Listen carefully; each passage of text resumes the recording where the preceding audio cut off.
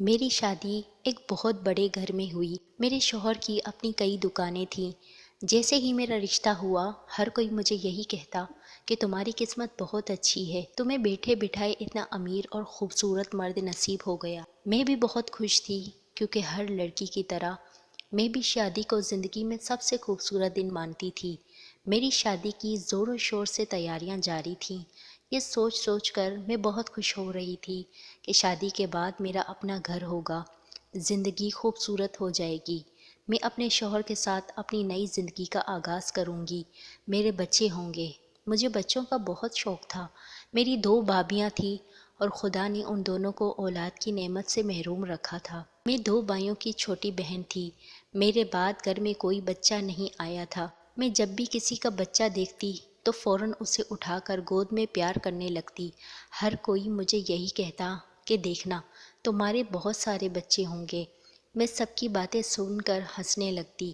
میری اپنی بھی یہی خواہش تھی کہ میرے بہت سارے بچے ہوں۔ میری اور زمان کی شادی کے دن قریب آ رہے تھے۔ میرے دل کی دھڑکن آہستہ آہستہ تیز ہو رہی تھی۔ میرے دل میں بہت سارے ارمان جنم لے چکے تھے۔ آنے والی زندگی کے بارے میں سوچ کر میں خوش ہو رہی تھی۔ میرے گھر والوں نے دھوم دھام سے میری شادی کر دی اور مجھے زمان کے ساتھ رخصت کر دیا۔ میں اپنے شوہر کا ہاتھ تھام کر اس کے گھر چلی گئی۔ زمان کے گھر والے بہت اچھے لوگ تھے۔ سب نے کھلے دل سے میرا استقبال کیا۔ سسرال میں جاتے ہی بہت سی رسموں کو ادا کیا گیا اور مجھے زمان کے کمرے میں لے جا کر بٹھا دیا گیا۔ گھبراہٹ کے مارے میرے ماتھے پر پسینہ آ رہا تھا۔ کمرے کو پھولوں سے سجایا گیا تھا۔ کمرہ پوری طرح خوشبو سے مہک رہا تھا۔ یہ خوشبو میرے اندر بھی اتر رہی تھی۔ زمان کے گھر والوں نے میرے لیے سرخ رنگ کا شرارہ بھیجا تھا۔ اس خوبصورت سے سرخ رنگ کے شرارے میں کوئی پری معلوم ہو رہی تھی۔ زمان کے کمرے میں آنے سے پہلے میں نے خود کو ایک بار پھر سے سیٹ کیا۔ میری کھلتی ہوئی رنگت سرخ رنگ کے شرارے میں پوری طرح جج رہی تھی۔ میں چاہتی تھی کہ زمان پہلی ہی نظر میں مجھے پسند کر لیں اور میرے اوپر سے اس کی نظر نہ ہٹ سکے۔ کچھ ہی دیر کی بعد کمرے کا دروازہ کھلا اور زمان چھوٹے چھوٹے قدم اٹھاتا ہوا میری طرف آنے لگا۔ مجھے یقین تھا کہ زمان مجھے اپنا لے گا۔ زمان میرے پاس آ کر بیٹھا، پھر کوئی بات کیے بغیر اس نے میری طرف ایک بڑا سا ڈبہ بڑھا دیا۔ میں نے شرماتے ہوئے اسے کھول کر دیکھا۔ اس میں سونے کا ایک بہت بڑا ہار تھا۔ میں انتظار کر رہی تھی کہ زمان مجھے یہ ہار اپنے ہاتھوں سے پہنائے گا۔ میں نے اکثر ڈراموں میں یہی دیکھا تھا، پر زمان نے ایسا کچھ نہیں کیا، بلکہ وہ میرے پاس سے اٹھ کر کپڑے بدلنے کے لیے چلا گیا۔ میں اپنی جگہ حیران بیٹھی رہ گئی۔ زمان نے تو میری کوئی تعریف نہیں کی، اس نے تو مجھے غور سے دیکھا بھی نہیں تھا۔ میرا وجود تو جیسے اس کے لیے بے معنی تھا۔ اور پھر دل میں خیال آیا کہ شاید زمان دوسرے لوگوں کی طرح بے باک نہیں ہے، ہو سکتا ہے اسے کچھ وقت کی ضرورت ہو۔ میں نے اٹھ کر کپڑے تبدیل کیے۔ جب سونے کے لیے بستر پر آئی تو زمان اٹھ کر باہر چلے گئے۔ مجھے یہ سب بہت عجیب لگا۔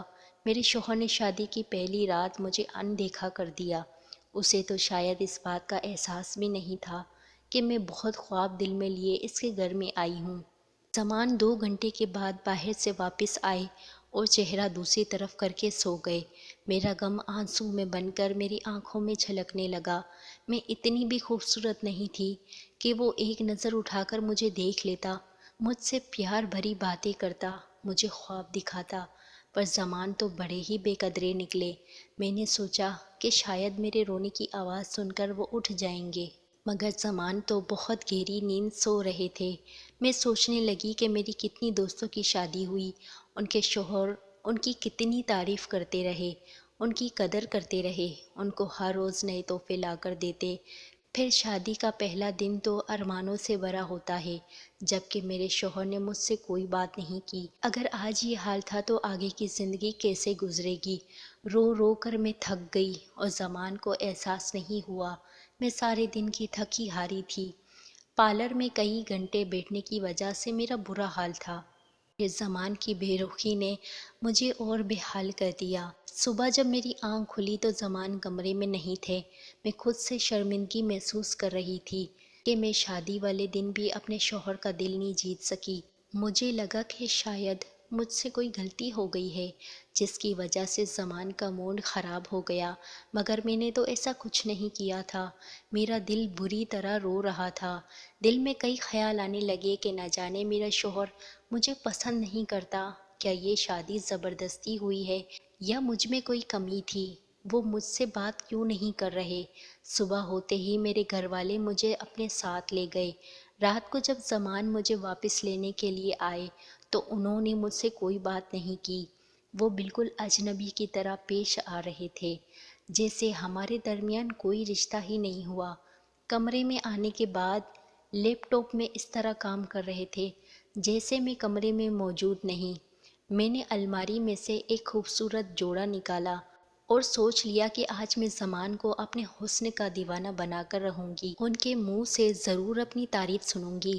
زمان میرے شوہر تھے، میرا ان پر پورا حق تھا۔ میں نے جا کر وہ جوڑا پہنا اور کافی دیر شیشے میں خود کو دیکھتی رہی۔ میں ایک مکمل اور خوبصورت لڑکی تھی۔ میں نے تھوڑا سا میک اپ بھی کیا تھا۔ جب میں کمرے سے باہر نکلی تو زمان کمرے میں موجود تھے۔ مجھے ایک نظر دیکھنے کے بعد انہوں نے اپنا سر جھکا لیا جیسے مجھے دیکھا ہی نہ ہو۔ مجھے لگا شاید ان کی نظر مجھ پر نہیں پڑی، اسی لیے میں ان کے قریب چلی گئی۔ انہوں نے مجھے پھر بھی نہیں دیکھا، شاید ان کا کام مکمل ہو چکا تھا۔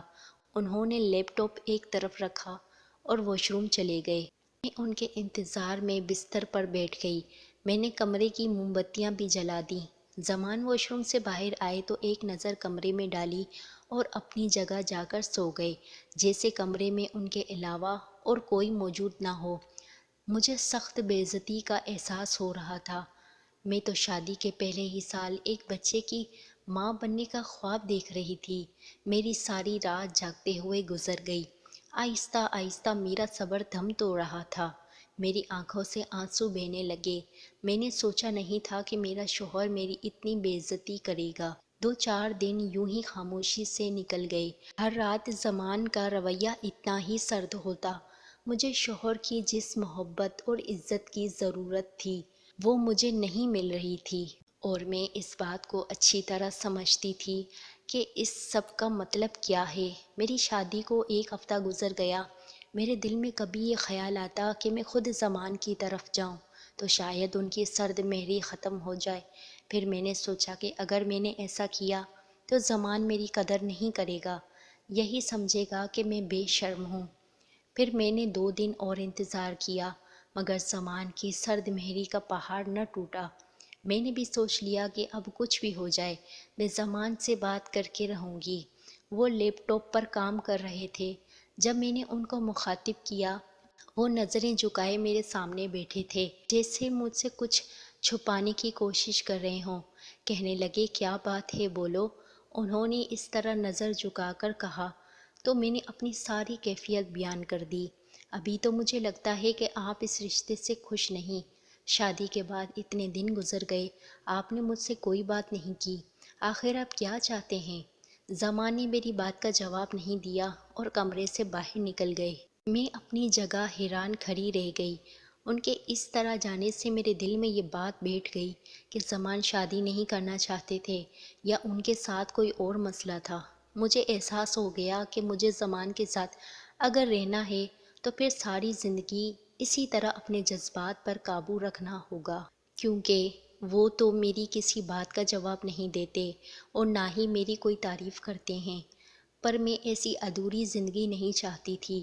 میں ایک خوشگوار شادی شدہ زندگی چاہتی تھی اور مجھے بچے بھی چاہیے تھے۔ بڑی مشکل سے ہماری شادی کو 1 مہینہ ہونے والا تھا۔ میں نے ایک ایک دن اذیت میں کاٹا تھا۔ اب میں مزید اس رشتے کو قبول نہیں کر سکتی تھی، اس لیے میں نے زمان سے طلاق کا مطالبہ کر دیا۔ میرے منہ سے طلاق کا لفظ سن کر زمان کے چہرے کا رنگ اڑ گیا۔ میں نے زمان سے کہا کہ میں ایسی زندگی نہیں چاہتی جس میں مجھے میرے شوہر کا ساتھ میسر نہ ہو۔ میں تو ہر وقت روتی رہتی ہوں، آپ میری کسی بات کا خیال نہیں کرتے۔ زمان میری بات سن کر کچھ نہیں بولا اور میں بھی بہت زیادہ دکھی ہو گئی۔ زمان سے نکاح کے بعد میرے دل میں ان کے لیے ایک خاص جگہ پیدا ہو گئی۔ اس طرح سے الگ ہونا میرے لیے آسان نہیں تھا، لیکن میں ایسے انسان کے ساتھ گزارا نہیں کر سکتی تھی جو مجھے خوشی نہیں دے سکتا، اور یہ سب کچھ میری زندگی کا سب سے بڑا روگ بن کر رہ گیا۔ اس دن زمان کے کمرے میں آنے سے پہلے میں خود سے خاموشی سے کروٹ بدل کر لیٹ گئی۔ آج میں نے سوچ لیا تھا کہ میں ان سے کوئی بات نہیں کروں گی۔ مجھ پر طلاق کا دبا لگنے والا تھا، لیکن میرے پاس اس کے علاوہ اور کوئی راستہ نہیں تھا۔ میں نے اب تک زمان کے بارے میں کسی کو کچھ نہیں بتایا، کیونکہ میرا شوہر میرا لباس تھا، اور میں اپنے ہاتھوں سے اپنے لباس کو نہیں پھاڑنا چاہتی تھی۔ ابھی مجھے آنکھیں بند کیے زیادہ دیر نہیں گزری تھی جب زمان کمرے میں داخل ہوئے اور مجھے کہنے لگے، صوبیہ تم سو گئی ہو؟ یہ سن کر حیران رہ گئی۔ یہ پہلی بار تھا جب انہوں نے مجھے خود مخاطب کیا۔ میری آنکھوں میں آج بھی آنسو تھے۔ زمان نے اپنے ہاتھوں سے میرے آنسو صاف کیے، اور پھر انہوں نے میری ساری شکایتیں دور کر دیں۔ انہوں نے میری اس قدر تعریف کی کہ میں نے کبھی کسی مرد کے منہ سے اتنی خوبصورت باتیں نہیں سنی تھی۔ اس دن تو جیسے میں مکمل ہو گئی۔ انہوں نے مجھے یقین دلایا کہ وہ ساری زندگی میرا ساتھ چاہتے ہیں، بس ایک وجہ سے وہ مجھے وقت نہیں دے پاتے، پر اب وہ مجھ سے کبھی دور نہیں ہوں گے۔ میرے سارے اندیشے جو میں نے ان کے بارے میں سوچ رکھے تھے کہ زمان مجھ سے نفرت کرتے ہیں اور میں ان سے طلاق لوں گی، اور مجھے طلاق لینے پر بھی ان کو کوئی غم نہیں ہوگا، یہ سارے انداز غلط نکلے تھے۔ زمان ایک محبت کرنے والے نفیس انسان تھے۔ اس دن میری ساری ذہنی تھکاوٹ دور ہو گئی۔ شوہر کے منہ سے اتنی میٹھی باتیں سن کر بھلا کون سی عورت اپنا غم نہیں بھول سکتی۔ پہلے جو میں طلاق کا سوچ کر پریشان ہو رہی تھی، اب زمان نے مجھے خوشی سے پاگل کر دیا۔ میرے اور ان کے درمیان الگ ہونے کا کوئی سوال ہی پیدا نہیں ہوتا تھا، مگر میں حیران بھی تھی کہ وہ پہلے مجھ سے اتنے دور کیوں رہے۔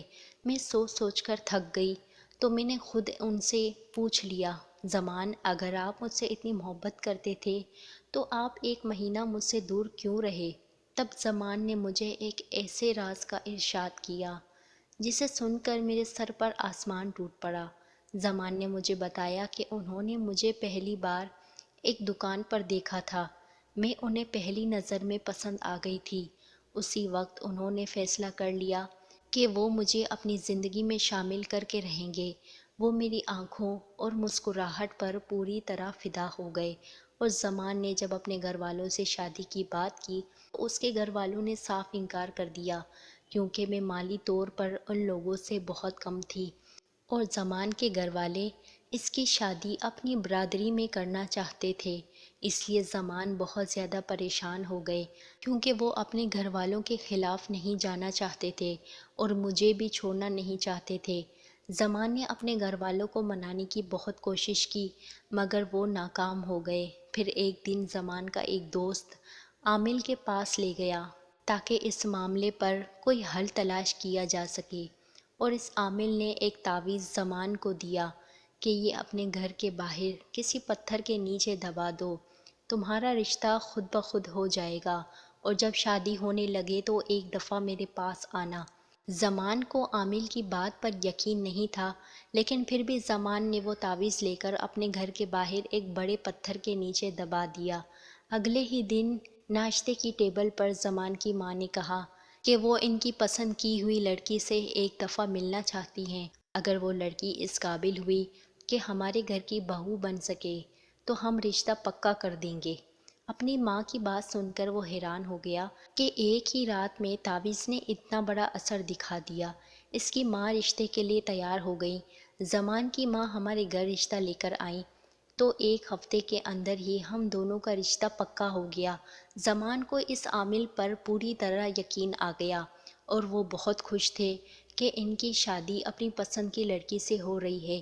جب شادی کے دن قریب آئے تو زمان ایک دفعہ پھر اس عامل کے پاس گیا تاکہ وہ جان سکے کہ اس نے زمان کو دوبارہ کیوں بلایا تھا، لیکن اس عامل نے جو کچھ زمان سے کہا وہ سب سن کر ان کے ہوش اڑ گئے۔ عامل نے زمان سے کہا کہ انہیں 40 دن تک اپنی بیوی سے کسی قسم کا کوئی تعلق قائم نہیں کرنا ہوگا، اس بارے میں اپنی بیوی کو بھی کچھ نہیں بتانا ہوگا۔ 40 دن سے پہلے اگر زمان اپنی بیوی سے کوئی تعلق قائم کرے گا تو اس کا رشتہ ٹوٹ جائے گا۔ اور 40 دن وہ عامل ایک ایسا عمل کرے گا جس کے لیے انہوں نے زمان سے 50,000 روپے وصول کیے تھے۔ زمان مجھ سے بہت زیادہ محبت کرتے تھے، وہ کسی بھی صورت مجھے کھونا نہیں چاہتے تھے، اسی لیے وہ اس عامل کی بات پر عمل کرتے ہوئے انہوں نے مجھ سے پوری طرح دوری اختیار کی۔ شادی کی رات سے لے کر اب تک انہوں نے مجھ سے ٹھیک سے بات نہیں کی تھی، کیونکہ انہیں لگتا تھا کہ 40 دن کی بات ہے، اس کے بعد ہم دونوں ایک ہو جائیں گے۔ زمان کہہ رہے تھے کہ شادی کی رات میرے حسن کو دیکھ کر وہ میرے دیوانے ہو گئے تھے۔ بہت مشکل سے 30 دن گزر چکے تھے، اب 10 دن اور گزرنے تھے، لیکن جب میں نے زمان سے طلاق کی بات کی تو وہ ہکا بکا رہ گئے، کیونکہ یہ تو ان کے وہم و گمان میں بھی نہیں تھا کہ میں ان سے اپنے راستے جدا کرنے کے بارے میں سوچوں گی۔ زمان نے بہت سوچا اور پھر اس کے بعد انہوں نے یہی مناسب سمجھا کہ مجھے ہر بات بتا دیں۔ عامل کے مطابق 40 دن کے بعد سے ہمارے رشتے میں مضبوطی آ رہی تھی، لیکن میں تو انہیں اس سے پہلے ہی چھوڑنے کی بات کر چکی تھی۔ میں تو یہ سب سن کر حیران رہ گئی کہ زمان نے مجھ سے اپنی پسند کی شادی کی، لیکن اس بات سے میرے قدموں تلے زمین نکل گئی کہ ایک عامل کی باتوں میں آ کر زمان اسے 50,000 روپے دے چکے تھے۔ میں نہ جانے ان کے بارے میں کیا سوچ رہی تھی، مجھے لگتا تھا یہ شادی انہوں نے مجبوری میں کی، مگر سچائی تو اس کے بالکل برعکس تھی۔ میں نے زمان سے کہا کہ آپ کون سی دنیا میں جی رہے ہیں، یہ عامل سب جھوٹے ہوتے ہیں، ہمارے نصیب میں ملنا لکھا تھا، اس لیے ہم دونوں کی شادی ہو گئی۔ میں نے زمان سے کہا کہ اس عامل نے آپ کی کمزوری کو نشانہ بنا لیا، آپ کسی قیمت پر مجھے کھونا نہیں چاہتے تھے، اسی لیے اس نے آپ سے بہت آسانی سے 50,000 روپے بٹور لیے۔ وہ جانتا تھا کہ ہم دونوں کے درمیان تعلق قائم نہیں ہوگا، خود بخود غلط فہمیاں جنم لیں گی، آپ اپنے مسائل کے حل کے لیے پھر اس کے پاس دوڑ کر چلے جائیں گے اور وہ پھر سے آپ کو اپنی باتوں میں گھیر لے گا، زندگی بھر آپ سے پیسے وصول کرتا رہے گا۔ زمان کہنے لگے تم بالکل ٹھیک کہہ رہی ہو، اگر تم مجھ سے طلاق کا مطالبہ کرنے کے بجائے لڑائی جھگڑا کرتی تو میں اس عامل کے پاس ضرور جاتا، لیکن جب مجھے احساس ہوا کہ تم اس بات کی وجہ سے مجھے چھوڑنا چاہتی ہو، تمہارے دل میں میرے لیے کوئی جگہ نہیں بن سکی، تو میں نے یہی سوچا کہ تمہیں ہر بات بتا دوں۔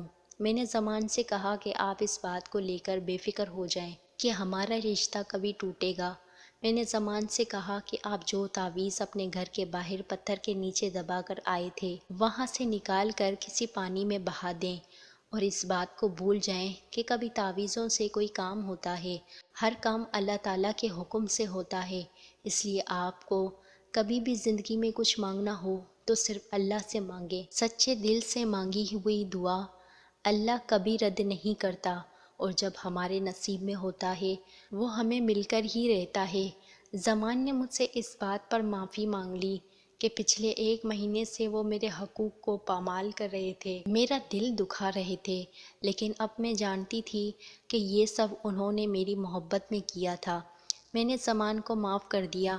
آج سے میں نے اور زمان نے ایک بہترین شادی شدہ زندگی کا آغاز کیا تھا۔ جلد ہی اللہ نے اولاد سے میری جھولی بھر دی، ہمارے گھر خوشیوں نے ڈھیرے ڈال دیے۔ آج میں اور زمان بہت خوش ہیں۔ اگر آپ بھی زمان کی طرح کسی جھوٹے عامل کی باتوں پر آ کر اپنا وقت اور پیسہ برباد کر رہے ہیں تو میری کہانی سے سبق حاصل کریں اور صرف اپنے اللہ سے مانگیں، اور جو کچھ آپ مانگیں گے اگر وہ آپ کے لیے بہتر ہوا تو میں یقین سے کہتی ہوں کہ وہ آپ کو ضرور ملے گا۔